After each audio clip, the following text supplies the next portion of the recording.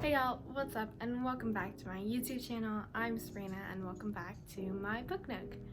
Okay, so first things first, please ignore my hair. It is very just not it today. You know, it's definitely getting hotter over here, which means a lot more like humidity, which means my hair goes crazy. Yeah, so let's just like ignore my hair, I guess. Also, another thing before I start the video, I hit, ready for this y'all? Ready? 50 subscribers. What? Crazy. It's so crazy. I mean, just like imagine a room with 50 people in it. Like that's how many people are subscribed to me. What? And that's like 49 more subscribers than I was expecting in the first place. And I don't know, I wanted to say thank you, which I know sounds like a stupid thing to be thankful for because obviously 50 subscribers isn't really like that much. I'm still really grateful, you know. I've only been doing this channel for like 2-ish months, almost 2 months, and I already have 50 subscribers, so that's insane. Thank y'all so much. So moving past that kind of irrelevant announcement, let's get into the video. Now, if you can tell by the title, I'm going to be doing another book haul today, which by the way, yes, it is 100% free, meaning I got all these books for free. And the funny thing is, I was actually planning on doing another book haul for June, but I wasn't gonna do it until like 2 weeks later. And then out of nowhere, I just like got a bunch of other free books. So I did get a book haul, just not the book haul I was expecting. Let me explain how I got all these books for free in the first place. So it's kind of a weirdly specific situation. In fact, this is probably like a once-in-a-lifetime thing, which sounds like really like dramatic, but it seriously is like not a normal thing. So basically last week I went to school. In my English class, my English teacher, she's leaving, and so she cleaned out her classroom over the weekend. And apparently everything else left in her classroom was for the taking, meaning posters on the walls or the little knickknacks in her classroom or the books. That's right. And remember, this is an English teacher's classroom, so there was like a ton of books. And yeah, my sub was kind of like, yeah, everything else is for the taking, so take whatever you want. And I was like, are you kidding me? This is literally like a dream come true. So I ran to the nearest bookcase and I just grabbed like every single book I thought I would like, and I went kind of nuts. And I know I'm sounding like kind of like selfish right now because I did take a lot of books. I took 9 books. I know I sound like a bit greedy, but 2 things. One, I asked my sub multiple times, like just to clarify, I can't take this, right? It's okay if I take this many. And they were like, yeah, it's totally fine. Everything else is for the taking. So seriously, just like take it. Second, let's be real here. These are books. Nobody else is gonna take them. If I don't take them, who else is gonna take them? Literally nobody. You know why? Because nobody reads. Long story short, English teacher leaving, raided her classroom, got a bunch of books. And you know, since it is an English teacher's classroom, the books are all sort of like literature books, I guess. A lot of classics, like a couple of like smart people books. And I know I sound really dumb when I say that, but they're like smart people books, you know. And I was actually just flipping through these books like last night, and pretty much all of them are annotated, which I find kind of funny because I was planning on annotating some of them. Going through these books, there definitely are a lot of annotations. Some books have more annotations than others, some of them just like barely, but I honestly think it's kind of cool because it's like you get to see another person's thought process, like why they underline this specific line, why does it hold so much meaning to them.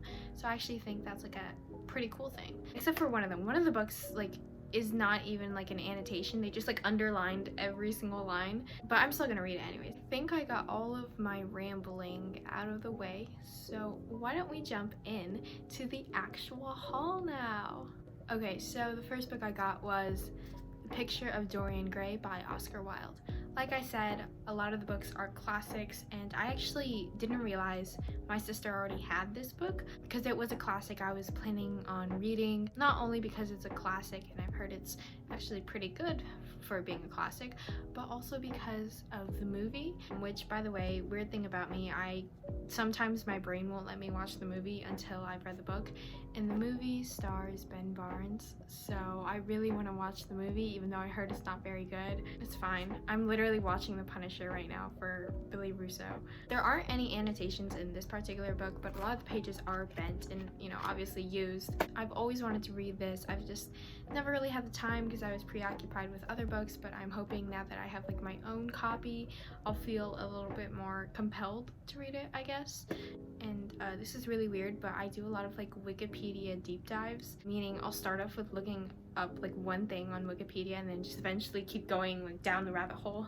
And I did a Wikipedia deep dive like a couple months ago into Oscar Wilde's life, which I realized isn't really like that relevant to this video, but I just wanted to mention it because now I know way too much about Oscar Wilde's life. That's fine.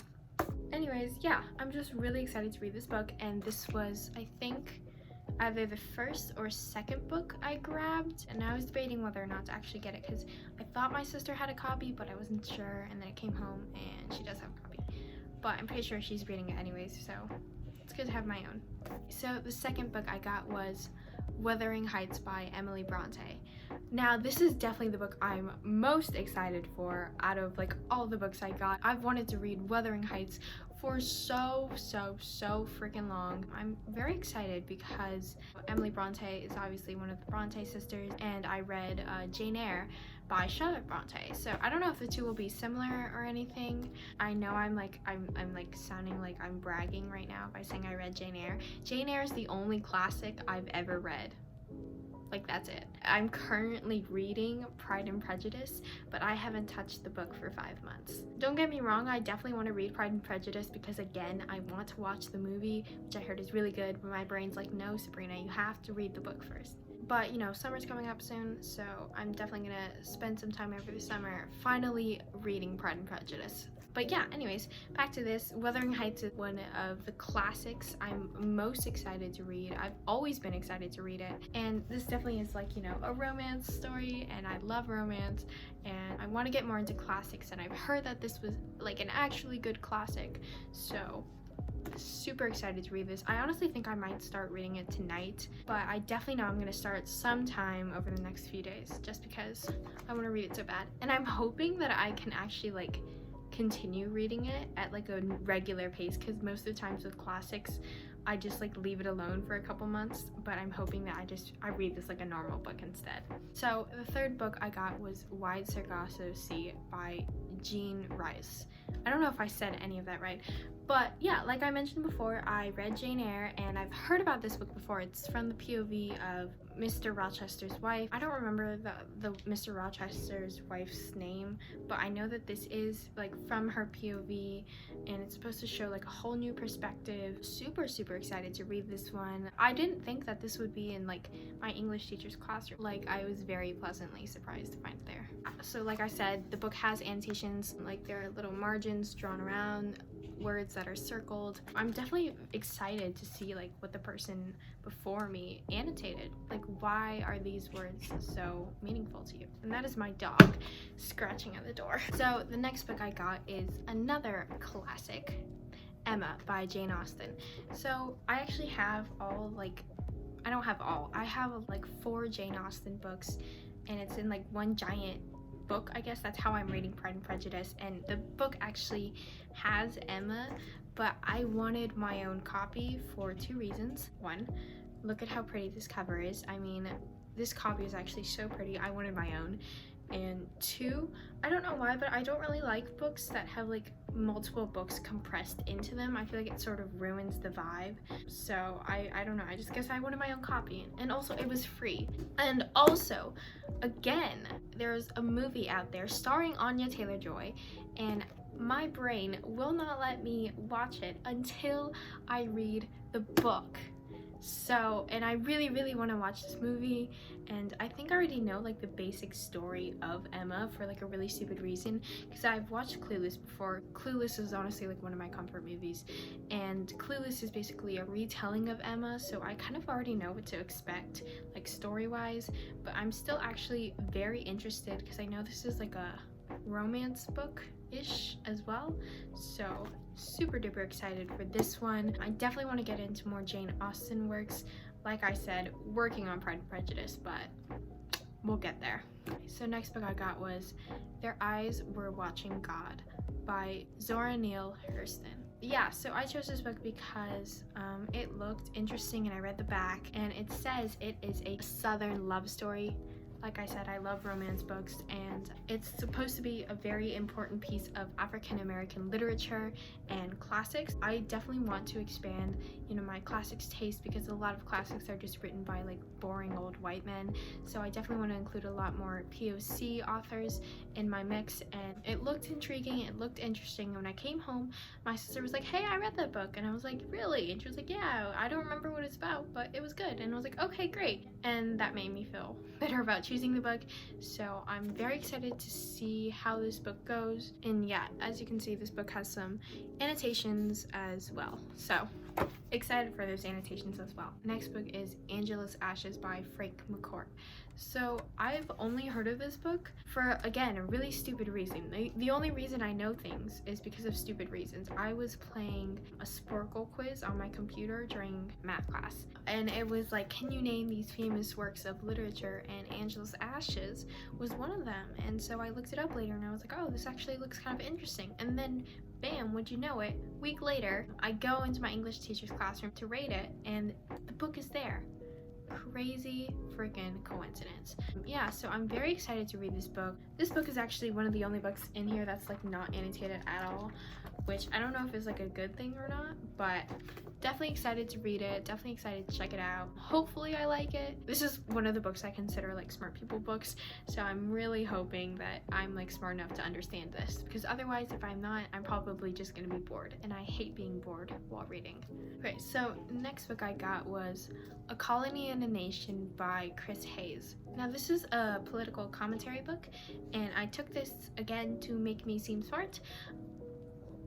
That sounds bad. I took this because it's a smart person book and I want to be like a smart person, so I'm gonna read it. But I actually am very interested in politics and I don't have any political commentary books as of right now. I'm hoping to get some in the future. I definitely want some Angela Davis books in the future. This was one of the only political commentary books in my English teacher's classroom. Like, I don't know what I was expecting though. It wasn't like she was gonna have marks in her classroom. But yeah, anyways, this is a political commentary book and I read the back and it talks about racial inequality, systematic racism. So I definitely want to read it and I definitely want to digest it and take it in. I was hoping to annotate this book, and this is also one of the only other books that's not annotated, so good for me. Okay, so next book is Ceremony by Leslie Marmon Soko. Am I saying that right? I don't know if I'm saying that right, I'm sorry. I've never heard of this book before. Apparently it's really good, because I took the book and I read the title out loud. My sub overheard me and they were like, oh, that's actually supposed to be really good. Another teacher recommended that I read it. And I was like, oh, okay, great. So I took the book and I'm gonna read it now. And I read the back and it's apparently the greatest novel in Native American literature. So again, I'm really hoping to expand my horizons when it comes to literature and classics. So it's not just like white people books, That sounds kind of bad, but you know what I mean. The overall binding of this book is kind of weird. Like, it's like a hardcover, but not.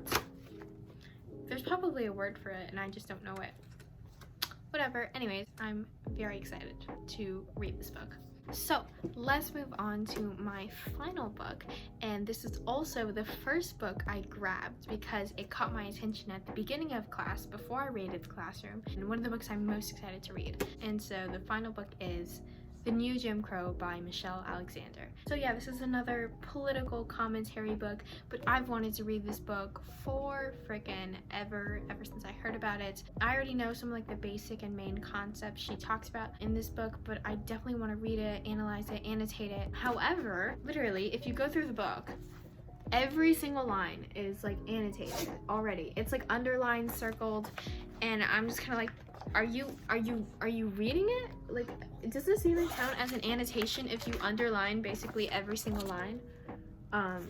But yeah, I'm so incredibly excited to read this book. I wanted to annotate it, and literally 2 people have already asked me if they can read the book after me, so it's definitely a very popular book. I'm so excited to read it, annotate it, oh my god, digest it. I just nearly dropped the book. This was the book that caught my eye first. It was the book I wanted the most, and it's one of the books I'm most excited to read. Okay, so yeah, that's kind of my entire book haul. I got 9 books, all of them for free, and I'm super excited to read all of them. If you watched this entire video, thank you so much for watching. If you liked this video, give it a thumbs up. If you didn't, don't, I guess. If you really hated it, give it a thumbs down, but I don't know, don't do that, because that would be kind of mean, I guess. Yeah, anyways, again, thank you so much for watching, and I'll see you all next time. Bye!